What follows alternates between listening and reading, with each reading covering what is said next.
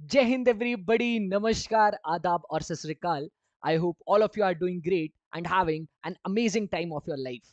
This is your host and mentor Anurag Thakur and guys आज की video में हम लोग डिस्कस करने जा रहे हैं PPDT के बारे में. So अब से ऐसी कुछ सीरीज आप आगे की वीडियोस में देखोगे जिसमें we will be taking any picture and discussing about that picture in detail.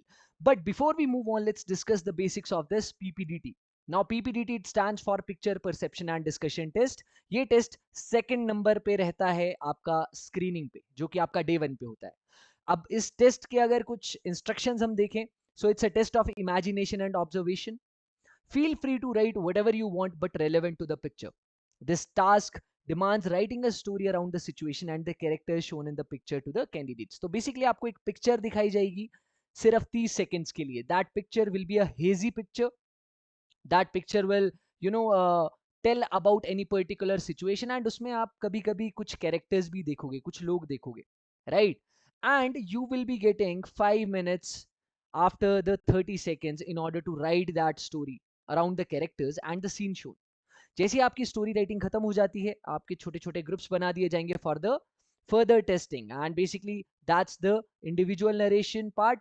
First जिसके लिए आपको 1 से 1.5 मिनट मिलेगा and it will be followed by a discussion test जिसका purpose is to arrive at a common group story, right? So these are the basics regarding the PPDT. So चलिए अब हम देखते हैं कि आज की हमारी PPDT की पिक्चर कौन सी है. Okay, so guys, this is the picture for today. Now just please take your time and pause the screen for next 30 seconds and observe it.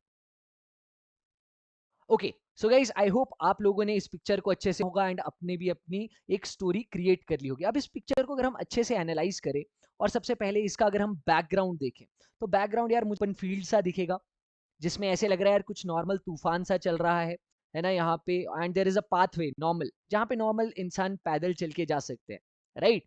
तो पहली चीज मैंने बैकग्राउंड नोटिस कर लिया. Next talking about the number of characters, मैंने clearly एक ही character देखा है इसमें. एक मेल दिख रहा है and I can till that कि हाँ he is the main character of my story. अब अगर मैं इसके एक्सप्रेशन देखूं, एक्सप्रेशन तो मुझे क्लियरली ज्यादा विजिबल है नहीं because his expression are hidden by his right hand. ठीक है, and basically he is going somewhere. तो अभी लेट्स सी लाइक है ना कि हमने कैसी एक स्टोरी इस पे बना सकते हैं एंड क्रिएट कर सकते हैं. तो आपको बेसिकली एक ऐसी आंसर शीट वहाँ पे प्रोवाइड होगी. यहाँ पे आप अपने पर्टिकुलर्स भरोगे, नंबर ऑफ एसएसबी, आप कौन सा एसएसबी वहाँ पे बोर्ड में हो, यहाँ पे उसकी डिटेल्स, योर बैच नंबर, आपका चेस्ट नंबर, आपका नाम, एज एंड डेट. अब this is the character marking box. ठीक है, अब देखते हैं हम कैरेक्टर मार्क कैसे करना है. अब सबसे पहले यार इस कैरेक्टर की आप पोजीशन नोटिस कर लो. ठीक है, तो this character lies somewhere here. तो मैंने भी इस कैरेक्टर को यहाँ जैसे बना दिया. ठीक है, जो भी आपका मेन कैरेक्टर है गाइस उसको आप एक सर्कल के साथ रिप्रेजेंट कर लो. एंड जब आप स्पेसिफिकेशंस देते हो तो सबसे पहले आपको उस इंसान का जेंडर बताना होता है. सेकेंड थिंग इज उसकी एज बतानी होती है and third thing is mood बताना होता है. तो अब considering the gender of this person, clearly दिख रहा है कि भाई वो मेल है, राइट? फीमेल तो यार किसी को भी नहीं लग रही होगी बिकॉज क्लियरली बॉय कट में जा रहा है इंसान एंड ऐसे फॉर्मल शर्ट पहनी है, नीचे पैंट भी डाली और शर्ट थोड़ा सा यहाँ पे फोल्डेड है. Next talking about the age. अब देखो यार एज और mood completely depends on the situation that we have imagine. ठीक है, तो let's assume this person's age to be around 28 से 30 साल. ठीक है, मैं 30 साल लिख देता हूँ. Next talking about the mood off this person. अब देखो यार basically the mood is identified by the situations that you have taken. आपने कौन सी सिचुएशन इमेजिन की है प्लस द एक्सप्रेशंस. अब आपको एक्सप्रेशंस तो यार विजिबल होंगे नहीं, so you have to go with the situation. अब आपने जो सिचुएशन क्रिएट की है और प्लॉट क्रिएट किया है जो स्टोरी का, उसी का अकॉर्डिंग इस इंसान का मूड भी होगा. अब let's see a sample PPDT story जो कि मैंने क्रिएट की थी, right? So we will be going like this, starting with the introduction of main character. So the main character of my story was Ankit. अब देखो जब भी आप स्टोरी लिखोगे guys, you can use a past tense, क्योंकि जब भी हम किसी को कहानी बताते भी हैं या सुनाते हैं, लिखते हैं, तो basically we use the past tense. So Ankit was a maths teacher in a government senior secondary school Rampur in Nainital. He was an intelligent person with B.Ed degree and MSc in mathematics. He loved teaching and wanted to pursue his career in this field. ठीक है, तो basically ये starting में यार आप जब भी structuring करोगे तो आपको स्टार्टिंग में इंट्रोडक्शन देना है मेन कैरेक्टर का, जिसमें आप उसको एक नाम दे सकते हो एंड उसका कुछ प्रोफेशन भी स्पेसिफाई कर सकते हो for more clarity. Next you have to talk about the past of that scene. अब देखो जो आपको ये प्रेजेंट सीन दिख रहा है एक, अब इसमें तो क्लियरली लग रहा है ना कि एक इंसान अपना फेस कवर करके कहीं जा रहा है. So this is the present of the scene. But past में भी कुछ इवेंट्स जरूर हुए होंगे which has finally landed up this person in this scene.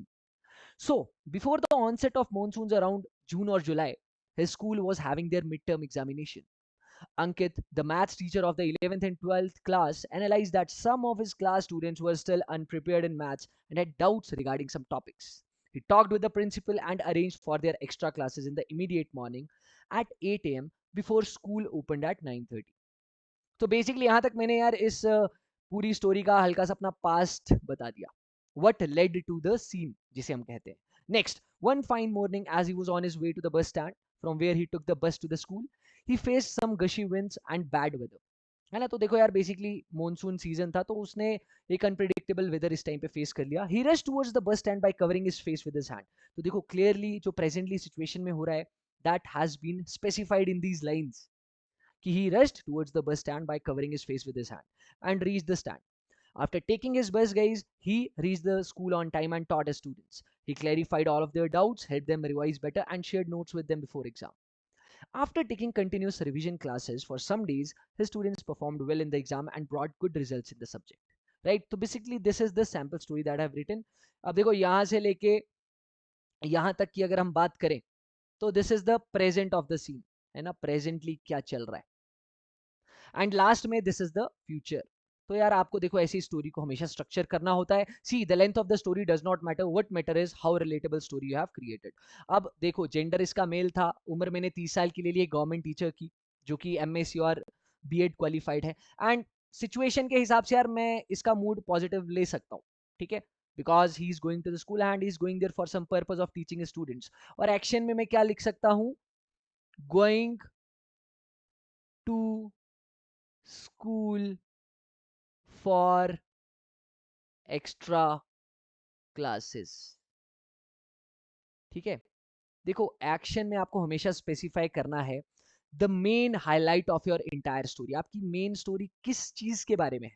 Action should give a hint about your entire story. और एक्शन को हम theme भी बोलते हैं. एक्शन से हम ये भी बता पाते हैं कि यार हमारी जो स्टोरी है वो किस चीज के बारे में है. तो बेसिकली आपको ये चीज लिखनी है. नेक्स्ट गाइस अभी हम सीखेंगे what are the steps to perceive any story. सबसे पहले आपको पिक्चर का बैकग्राउंड देखना चाहिए. नेक्स्ट थिंग इज टोटल कितने नंबर ऑफ कैरेक्टर्स हैं स्टोरी में. नेक्स्ट आपका मेन कैरेक्टर कौन है, मेन हीरो कौन है. नेक्स्ट ये काफी इंपॉर्टेंट है यार पिक्चर में नीड या प्रॉब्लम को आइडेंटिफाई करना. देखो यार most of the SSB pictures या most of the scenes in life requires identifying the need. कि भाई जैसे इस पिक्चर में ही वो इंसान कहीं जा रहा है तो क्यों जा रहा है. एक और पिक्चर इमेजिन करते हैं कि एक इंसान स्टडी टेबल पे बैठ के पढ़ाई कर रहा है तो क्यों कर रहा है, why, what is the need. तो यहीं से यार आपको एक पर्पस और एक गोल आइडेंटिफाई करना है पिक्चर का. And basically your main character will take some actions in order to achieve this purpose or goal. That all you have to write in your story. And after this guys, once you have made your story, आपके छोटे छोटे groups बनेंगे and the time will be there for individual narration. Individual narration आप जब भी semi circle में वहां पे बैठोगे अपने असेसर्स के सामने, ये आपको अपने ग्रुप को एड्रेस करना है. सो स्टार्टिंग में you can wish the group, then after that have a good start covering the age, mood and gender. And action और theme हमेशा बताना है. Next give a fine introduction of the main character. Right? जैसे मैंने बताया कि अंकित was a government school teacher and all, तो आपको नाम बताना है, profession and everything you have to include in the introduction. Then focus on the past and present of the story well. Next जो future है यार, future में definitely जो purpose उसने सोचा था अचीव करने के लिए तो उसने वो accomplish कर लिया. Next thing is, this is very important that you have to narrate the things confidently to your group and maintain the eye contact throughout. इसके बाद यार आपका GD होता है, so make sure आप GD में भी contribute करें अच्छे से and value provide करें. वहां पे ऐसा नहीं है that you have to wait for your chance. A true leader is one who creates a chance. So please create an opportunity for yourself and participate in the GD in order to add value to it. Getting it? Okay अब हम अगर discuss करें यार इस picture पे और additional themes क्या हो सकती हैं. सो इसमें एक मैंने पहली थीम ये आइडेंटिफाई की थी कि it can also be there that he is making arrangements for his parents anniversary. ठीक है. आज उसके पेरेंट्स की एनिवर्सरी है. सो वो स्कूल या कॉलेज से जल्दी आया मेरा मेन कैरेक्टर, उसने घर पे बैग बुग रखा या जो भी है. Then he started his way towards the nearby market through a shortcut route. And उस दिन थोड़ा सा मौसम खराब था तो रास्ते में ही face some bad weather, covered his face with his hand. उसके बाद वो मार्केट पहुंचा, केक वगैरह परचेज किया, गिफ्ट परचेज किया, घर पहुंचा, अरेंजमेंट्स किया, रिलेटिव्स कजिन्स को बुलाया एंड सेलिब्रेटेड इट. ये भी हो सकता है यार कि he is going to check water in the fields, ठीक है, may be we can take him कि इसका फार्मिंग का बैकग्राउंड है, अभी बिफोर ऑनसेट ऑफ मॉनसून या किसी भी टाइम पे he is checking the water in the fields, और एकदम से बारिश हो जाती है, so he helps the other farmers as well. It can also be there that he is coming home after the last day of the college, right, या आज college का आखिरी दिन था, सो इवनिंग में ही is coming back after having a good farewell with his students. तो ये 3 themes guys मैंने अपनी तरफ से लिख दी हैं. बाकी प्लीज आप लोग चैट बॉक्स पे या कमेंट सेक्शन पे लिखो कि आपके हिसाब से इस स्टोरी की थीम या एक्शन क्या हो सकता है, ताकि बाकी लोगों को भी इसके बारे में अच्छा पर्सपेक्टिव मिल पाए. And guys before we head on for our SSB interview quiz, मैं आपको बताना चाहता हूं कि बिना टेस्ट सीरीज के कोई भी एग्जाम के लिए प्रिपेयर करना चैलेंजिंग हो सकता है, क्योंकि टेस्ट सीरीज लगाने से आपको आपके areas of improvement, rank analysis, speed increase होती है एंड टाइप ऑफ क्वेश्चंस का भी आइडिया हो जाता है. सो मैं आप लोगों को पर्सनली रिकमेंड करूंगा द टेक्स्ट बुक पास, जिसमें कि 1 pass to S all exam is there. 80,000 से ज्यादा मॉक टेस्ट अवेलेबल हैं फॉर 800 डिफरेंट, 27 लाख से भी ज्यादा active Testbook pass users are there and 12 से ज्यादा लैंग्वेजेस में ये अवेलेबल है. So guys, you guys can use my code ANUR in order to get 12% discount. अब आप लोग पूछोगे कि सर टेक्स्ट बुक सीरीज क्यों इंपॉर्टेंट है? Because guys it makes you 100% exam ready, and हर टेस्ट सीरीज में चैप्टर टेस्ट इंक्लूडेड है, section test is there, subject test and full test is also available. तो इसको लगाने से आपको टेस्ट का एनालिसिस मिल सकता है, वीक एंड स्ट्रॉन्ग सेक्शन भी लग सकते हैं पता, एंड आपका जो सिलेक्शन रेट है गाइज वो 50% से डेफिनेटली इंक्रीज हो सकता है. एंड इसमें आपको और भी कई सारे एग्जाम के प्रिपरेशन के लिए एक्सेस मिलता है, वेदर डिफेंस और other exams, and practice questions are there and subject wise test are also available. So guys, अगर आप एक्स्ट्रा भी प्रिपरेशन करना चाहते हैं देन आप पास प्रो भी ले सकते हैं, एंड इन सब का जो लिंक है वो मैं डिस्क्रिप्शन में ऐड कर दूंगा. सो गाइज आप लोग चेक कर लीजिए and don't forget to mention my coupon code ANUR for maximum discount. Okay guys, now it's the time for our SSB interview quiz. So आज का क्वेश्चन है, for becoming a pilot in the Indian armed forces you can appear for the CPSS test for how many times. ये क्या test होता है CPSS, इसकी full form please आप comment section में भी बताना मुझे.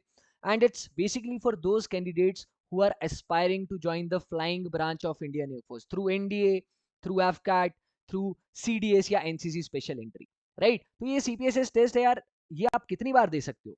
सो इसका option 1 is once in a lifetime, ये एक ही बार होता है लाइफ में, and if you fail in that so you can never become a pilot in the Indian arm forces.